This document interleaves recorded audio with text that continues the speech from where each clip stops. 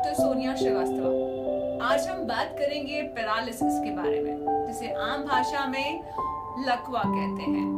Paralysis क्यों होता है? क्या लकवा एक दूसरे से भिन्न है? क्या लकवा एक ही प्रकार का होता है? क्या लकवा सिर्फ एक ही उम्र में होता है? क्या लकवा कम उम्र में होता है? ऐसे कई सवाल हैं जो लकवा से जुड़े हैं। आइए उन्हें जानते हैं आसान तरीकों से। लकवा कैसे होता है? सबसे पहले हमें जानना ये आवश्यक होगा कि आखिर लकवा हमारे इस सेंसरी मोटर पाथवे में कहाँ होता है, क्योंकि लकवा कई प्रकार का हो सकता है। यदि हमें उसका सही दिशा मालूम है, यदि हम उसकी सही प्रकरण को पहचान पाएंगे, तो ही हम सही इलाज की तरफ बढ़ पाएंगे। हम शुरुआत करते हैं हमारी मांसपेशियों की तरफ से।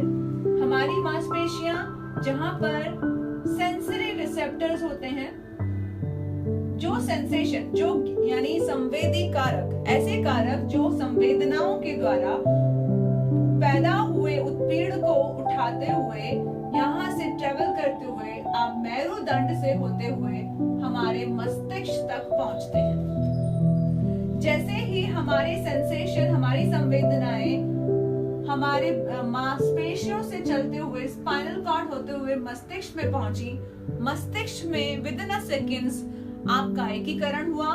वह मस्तिष्क की प्रोसेस ने वापस से एक समन्वित मैसेज को मोटर न्यूरॉन यानी गामक न्यूरॉन के द्वारा स्पाइनल कॉर्ड से वापस आपके मांसपेशियों में पहुंचा दिया, जिससे मांसपेशियों में संकुचन होता है, यानी मांसपेशियां मूवमेंट करने लगती हैं। इस पूरे प्रोसेस को आसान तरीके से समझने का एक छोटा सा एग्जांपल है।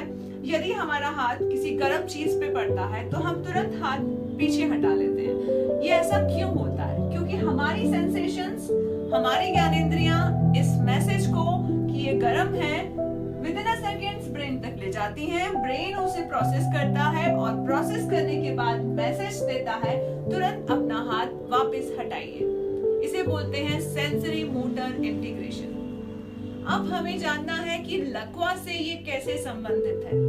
यदि हम इस प्रोसेस को समझ चुके हैं तो हमें ये जानना होगा कि अगर हमारी समस्या मस्कुलर लेवल पर है, यानी मांसपेशीय स्तर पर है, या मांसपेशियों में कुछ कमजोरी आ रही है, ऐसा कुछ मांसपेशियों में कुछ डिस्टरबेंस हो रहा है, then there are chances of myasthenia gravis and muscular dystrophy।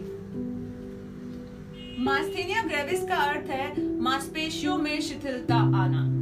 दिन के साथ साथ शाम होते होते व्यक्ति में शिथिलता आने लगती है, उसकी मांसपेशियां शिथिल होने लगती हैं, जिसे मास्थेनिया ग्रेविस कहते हैं। दूसरा है मस्कुलर डिस्ट्रॉफी, जिसमें मांसपेशियों का प्रोटीन एक डिस्ट्रोफिन नाम के केमिकल में कन्वर्ट हो जाता है, जिससे मांसपेशियां कई जगहों पे फूली हुई नजर आती हैं और कई जगहों पे पतली नजर आती हैं, जिससे मरीज को नीचे बैठकर उठने में तकलीफ होती है और वह अपने शरीर का सहारा लेके ही उठना शुरू करता है। यदि हम इस चीज को जान चुके हैं कि हमारा तकलीफ अगर मस्कुलर लेवल पर है, तो हम इसी को ध्यान में रखते हुए अपने इलाज की तरफ आगे बढ़ेंगे। नेक्स्ट इम्पोर्टेंट, यदि हमारी समस्या इस मोटर न्यूरॉन में है जो मैसेज मस्तिष्क से मसल की तरफ आ रहा है, तो हमें चांसेस है न्यूरोपैथी होने के। न्यूरोपैथी मींस नर्व डिसऑर्डर, यानी हमारे मोटर न्यूरॉन्स में कुछ कट हो गया है, या फिर वहां पे सेंसेशन, वहां का मैसेज रिले नहीं हो पा रहा है, जिसकी वजह से हमारी रिलेटेड नर्व काम नहीं कर रही है, जिससे पैरालिसिस हो सकता है। जैसे कि फुट ड्रॉप का होना, पंजे का ऊपर ना उठना, हाथ का ऊपर ना उठना, ऐसा कोई भी कारण अगर किसी नर्व कंप्रेशन की वजह से होता है, तो हमें ये जानने के बाद उसका इलाज उसी तरह से करना चाहिए। तो इसे हम जानने के बाद ये समझ पाएंगे कि पैरालिसिस किस लेवल पर है और हम उसे किस लेवल पर ठीक कर सकते हैं, वह उसकी संभावनाएं कितनी ज्यादा है। नेक्स्ट है स्पाइनल कॉर्ड इंजरी। यदि मेरुदंड किसी कारणवश क्षतिग्रस्त होती है, जैसे कि एक्सीडेंटल केसेस या फिर गन शॉट इंजरीज, या कोई स्पाइनल ट्यूमर है, या फिर पॉड स्पाइन यानी TB of the spine, at that time हमारी रीढ़ की हड्डी में भी तकलीफ होने की वजह से पैरालिसिस हो सकता है। यह पैरालिसिस पार्शियल या कंप्लीट, यानी कि या तो हमारे दोनों पैर अफेक्ट हो सकते हैं या फिर चारों हाथ पैर अफेक्ट हो सकते हैं, जिसको हम आने वाले स्लाइड्स में आपको आसान तरीके से समझाएंगे। इसे हम स्पाइनल कॉर्ड इंजरीज कहेंगे क्योंकि ये हमारे मेरुदंड लेवल पर होगा। इसकी वजह से होने वाला पैरालिसिस हाई है या लो है, ये डिपेंड करता है कि हमारे कौन से लेवल की स्पाइनल कॉर्ड इफेक्ट हुई है, किस लेवल पर इंजरी है। मूविंग टू द नेक्स्ट, आगे जब हम बढ़ते हैं, यदि हमारी समस्या हमारे मस्तिष्क में है, हमारा मस्तिष्क में आप देख पा रहे हैं कि यहाँ पर रक्त संचारण पूर्ण रूप से होता है, लेकिन किसी कारणवश यदि उसमें संचारण रुक जाए, जिसके मुख्य कारण होते हैं ब्रेन हैमरेज या इस्चीमिया यानी ब्लॉकेज होना। इन दो कारणों की वजह से होने वाली समस्या है लकवा यानी स्ट्रोक, यानी इसे हम मस्तिष्क का स्ट्रोक कहना ज्यादा उचित समझेंगे। साथ ही पार्किंसोनिज्म एक ऐसी समस्या है जिसमें व्यक्ति में रिजिडिटी यानी मांसपेशियां रिजिड हो जाती हैं। They cannot move here and cannot move there. They are fixed हो जाती हैं, उसे रिजिड कहते हैं। साथ ही मांसपेशी तनाव बढ़ जाता है और व्यक्ति को कोई भी कार्य करने में तकलीफ होती है। इस तरीके से मस्तिष्क में हुई समस्या हमारी दो समस्याओं की तरफ अंतर्गत करती है, that is one is stroke and another is Parkinsonism। यदि हमारी समस्या मस्तिष्क और रीढ़ की हड्डी दोनों पर है, then there are chances of multiple sclerosis। Multiple sclerosis का मतलब है ऐसे व्हाइट स्पॉट्स जो कि ब्रेन या स्पाइनल कॉर्ड में हो सकते हैं, जिसकी वजह से उसका इफेक्ट उसके स्पाइनल कॉर्ड व उसके ब्रेन की क्षति होने से उसके शरीर के उन हिस्सों पर इफेक्ट हो सकता है, जिसे मल्टीपल स्क्लेरोसिस कहते हैं, जिसमें पार्शियल या कंप्लीट लॉस या फिर शरीर के आधे अंग का इफेक्ट होना। ये डिपेंड करता है कि स्क्लेरोसिस किस एरिया पे है। तो इस छोटे से डायग्राम के द्वारा हमने आपको ये समझाया कि हमारा अगर इंजरी का लेवल मसल है तो मसल संबंधी समस्याएं हो सकती हैं, यदि इंजरी का लेवल हमारी मोटर न्यूरॉन यानी कि कामक न्यूरॉन है तो समस्या न्यूरोपैथी है। यदि समस्या हमारे सेंसरी नर्व पर है तो हमें सेंसरी अटेक्सिया हो सकता है, यानी कि हमें सेंसेशन का पता ना चलना, जिससे मरीज का तुरंत अचानक से गिरना हो सकता है, उसको हाथों पैरों में सेंसेशन लॉस हो सकता है, कोई भी चीज का उसको फीलिंग ना होना, जैसे कि कोई गर्म चीज का महसूस ना होना या फिर कोई चीज के काटने से या किसी चीज के लगने से उसे दर्द का एहसास ना होना, इसे सेंसरी अटेक्सिया कहा जाता है। यदि वह मस्तिष्क के लेवल पर है तो व्यक्ति को स्ट्रोक व पार्किंसन जैसी बीमारियां हो सकती हैं। यदि उसका लेवल मल्टीपल स्पाइनल कॉर्ड और साथ ही साथ मस्तिष्क दोनों पर है तो चांसेस ऑफ मल्टीपल स्क्लेरोसिस।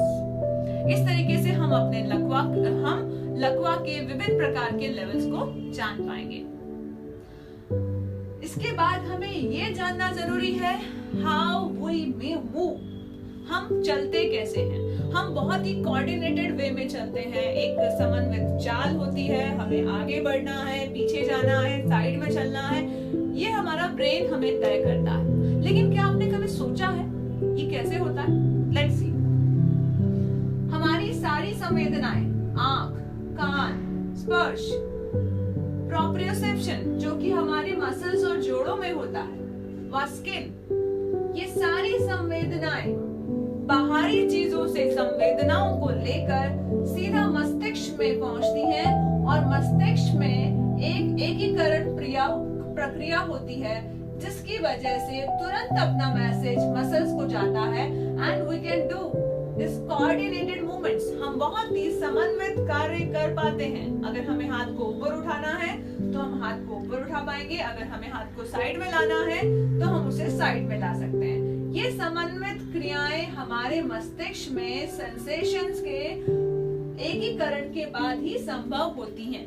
इसे जानना ये जरूरी था क्योंकि क्या पैरालिटिक मरीज इतनी समन्वित क्रियाएं कर पाता है? शायद नहीं, क्योंकि एक पैरालिटिक मरीज में ये प्रोसेस ही सबसे ज्यादा इफेक्ट होता है। अगर हमारा प्रॉब्लम सेंसेशन लेवल पर है तो हमारी सेंसेशन ब्रेन तक नहीं पहुंच पाती है, यदि वो पहुंच पा रही है और प्रॉब्लम मस्तिष्क में है, तो हमारा ब्रेन इसको सेंसेशंस को एकीकृत नहीं कर पाता है, जिसकी वजह से हम एक समन्वित क्रिया नहीं कर पाते हैं और हमें इनकोऑर्डिनेशन की समस्या हो सकती है। यानी हमारा हाथ एक जगह पे टच ना होकर इधर उधर जा सकता है। इसको बोलते हैं, इसे कहा जाएगा समन्वित क्रियाओं का पूर्ण ना होना, जो कि पैरालिसिस के बाद मस्कुलर कमजोरी से या फिर हमारे सेंसरी मोटर प्रोसेस में की गड़बड़ी से हो सकता है। अब हम जानेंगे कि हमारी समस्याएं किस किस लेवल पर हो सकती हैं। पहला है मस्कुलर लेवल। जैसा कि हमने पहले डिस्कस किया था, अगर हमारी समस्या मांसपेशी लेवल पर है तो हमें मायस्थीनिया ग्रेविस या मस्कुलर डिस्ट्रॉफी होने के चांसेस हैं। यदि हमारी समस्या नर्व लेवल पर है तो चांसेस हैं न्यूरोपैथीज होने के, यानी हाथ की नस या पैरों की नस में नस संबंधी समस्याएं। यदि हमारी समस्या मेरुदंड पर है, यानी स्पाइनल कॉर्ड के ऊपर है, तो हमें चांसेस हैं उस स्पाइनल कॉर्ड के नीचे होने वाले हिस्से में पैरालिसिस पार्शियल या कंप्लीट, हाई या लो। ये अगेन डिपेंड करेगा कि आपकी कौन से स्पाइनल कॉर्ड में ज्यादा इफेक्ट है। यदि समस्या हमारे मस्तिष्क लेवल पर है तो चांसेस है मस्तिष्क का लकवा व पार्किंसंस होने के। साथ ही अगर हमारी समस्या जंक्शन लेवल पर है, then chances of neuromuscular disorders, जिसे हम आने वाले नए टॉपिक्स में कवर करेंगे। इन सब चीजों में छुपी हुई सबसे इम्पोर्टेंट बात है कि क्या हम इन चीजों से निदान पा सकते हैं? यस, हर समस्या का समाधान आपके सामने जरूर आएगा, लेकिन फिजियोथेरेपी कैसे करेगी वो हम जानना यहाँ अति आवश्यक है। फिजियोथेरेपी कैसे हेल्प करती है एक पैरालिटिक मरीज की? Paralysis due to any reason, either at brain level, spinal level, nerve level और एट द मसल लेवल, किसी भी लेवल पर होने के बाद फिजियोथेरेपी इज द मस्ट। कैसे भौतिक चिकित्सा आपकी मदद करेगी ये जानते हैं हम। आप जानते हैं कि पैरालिसिस होने के बाद व्यक्ति का चलना फिरना कम हो सकता है, व्यक्ति बेड रिडन हो सकता है, जिसकी वजह से उसे कई जटिलताओं का सामना करना पड़ सकता है, जैसे कि हाथ पैरों का सिकुड़न व साथ ही साथ उसके बेड सोर्स, या फिर आप कह सकते हैं कि उसकी मांसपेशियों में रिजिडिटी का आना। ऐसी कई समस्याओं से बचने के लिए हमें डिसयूज को बचाना होगा, उसकी मांसपेशियों को उपयोग में लाना होगा, जिसे हम वॉलंटरी कंट्रोल कहते हैं। जहां तक हो सके मरीज को स्वयं कार्य करने की तरफ प्रेरित करेंगे, ताकि हम उसे जटिलताओं से बचा सकेंगे। यदि मरीज का एक हिस्सा इफेक्ट हुआ है और उस हाथ से वह कार्य नहीं कर रहा है और कोशिश भी नहीं कर रहा है, तो वो हाथ धीरे धीरे डिसयूज में जा सकता है। उस डिसयूज को प्रिवेंट करने के लिए फिजियोथेरेपिस्ट की सलाह से व घर के सदस्यों की मदद से उसे क्रियाशील बना के रखें। नेक्स्ट इंपॉर्टेंट है शारीरिक गतिविधियों को बढ़ावा देना। पैरालिसिस होने के बाद हमारी मांसपेशियों में धीरे धीरे इंप्रूवमेंट आता है। पहले धीरे धीरे संकुचन आपको मांसपेशियों में महसूस हो जाएगा, लेकिन उसे हमें तुरंत उसे फैसिलिटेट करना होता है, उसे हमें बढ़ावा देना होगा कि हम उससे, अगर हम खाना नहीं खा पा रहे, एटलीस्ट हम उसे कुछ चीज पकड़ पा रहे हैं। अगर हम फाइन मोटर काम नहीं कर पा रहे हैं तो ग्रॉस मोटर काम करें, यानी अगर आपकी हाथ की पकड़ बहुत बारीक नहीं हो पा रही है तो मोटी पकड़ से काम करें, लेकिन उस कार्य को करते रहना अति आवश्यक होगा। नेक्स्ट इंपॉर्टेंट है अभ्यास। आप सभी जानते हैं कि बिना अभ्यास के कोई भी कार्य पूर्ण नहीं होता है, और लकवा होने के बाद मस्तिष्क में हमारा वो हिस्सा काम ना करने की वजह से मस्तिष्क को पुनः याद दिलाना होता है, जैसे because brain is neuroplastic. Brain को फिर से याद दिलाने के लिए, पुनः स्मरण कराने के लिए उसे बार बार अभ्यास करना आवश्यक है। यदि लकवा होने के बाद शरीर का एक हिस्सा काम नहीं कर रहा है और हम उसे बार बार वही काम दूसरे की मदद से करा रहे हैं, जिससे मस्तिष्क कार्य पूर्ण रूप से नहीं तो आंशिक रूप से करना शुरू कर देगा। लेकिन ये तभी पॉसिबल होगा जब आप इसे बार बार करेंगे, because you can make the perfect integration with practice. आप अगर चलने की प्रैक्टिस करेंगे तो शायद आप चलने में समर्थ हो सकते हैं। अगर आप खाना खाने की प्रैक्टिस करेंगे तो आप खाना खाने में समर्थ हो सकते हैं। Next and very important is strengthening of the muscles. लकवा के बाद मांसपेशियों में कमजोरी आ जाती है, जो कि शरीर में कमजोरी के साथ साथ आपके शरीर मांसपेशियों में कमजोरी हो जाने की वजह से आपका कोई भी कार्य उतना संपूर्ण नहीं हो पाता है। तो मांसपेशियों की ताकत को बढ़ाना अति आवश्यक है, जिसके लिए फिजियोथेरेपी आपके लिए महत्वपूर्ण रोल अपनाती है। And next very important is स्वतंत्रता को बढ़ावा देना। व्यक्ति को इंडिपेंडेंट होना अति आवश्यक है।